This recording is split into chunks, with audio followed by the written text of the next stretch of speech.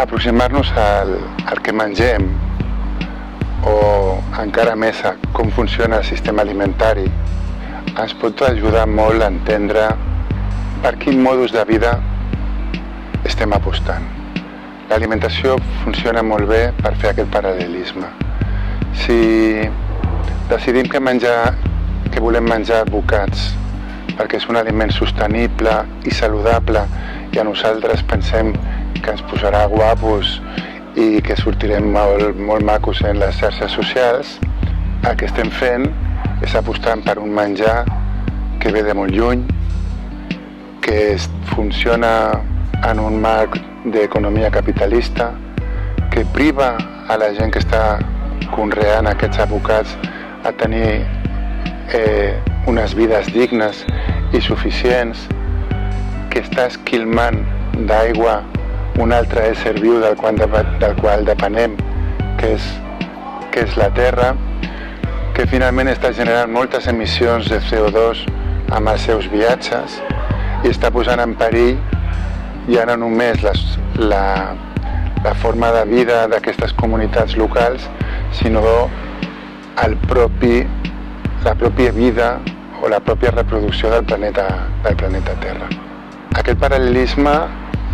val la pena anar destriant-lo bé amb tot el que té a veure amb què escollim a l'hora de menjar. Des de quines verdures, des de per què hem d'apostar per un model càrnic i no per un altre, què hi ha darrere dels aliments processats, per què els aliments processats estan tan carregats de petroli en forma d'envasos de plàstic que després acaben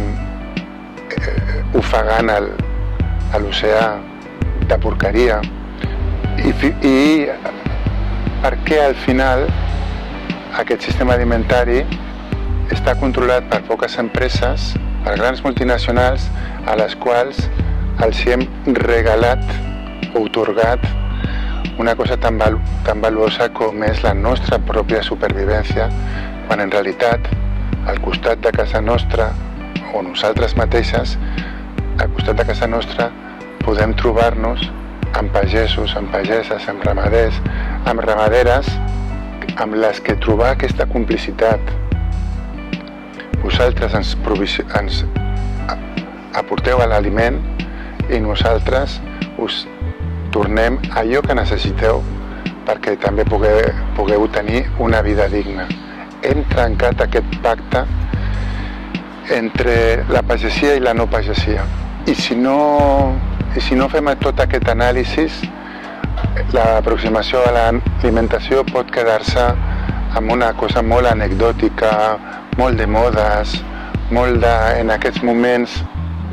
hi ha una inclinació de la societat cap a una dieta, cap a una altra, però aquesta profunditat en l'anàlisi ens pot portar també a una profunditat en les nostres pràctiques i finalment en les nostres militàncies.